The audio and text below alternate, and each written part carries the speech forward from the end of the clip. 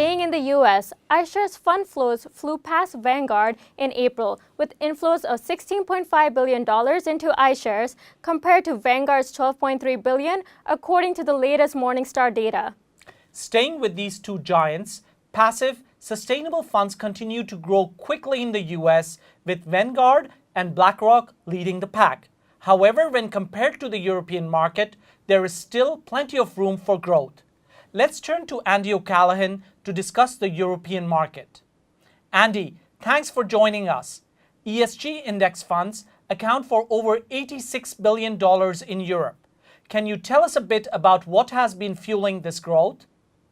Sure. So the interesting dimension to the increase in ESG investing is that it's investor-led. And that's really important. It's not manager-led.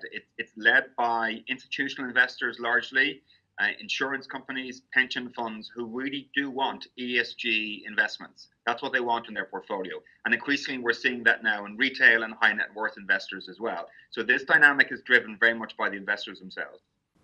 And do you see this growth going in the future, given the current drivers and future ones?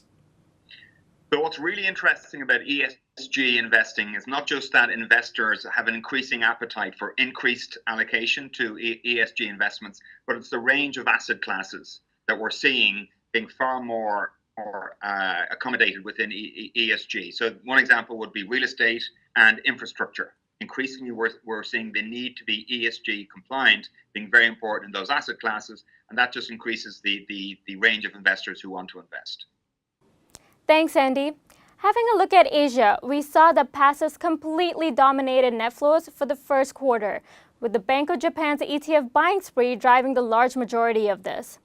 In the Japanese market, net sales jumped from $9.3 billion in the last quarter of 2017 to $47.6 billion in the first quarter of this year. Turning to alternatives.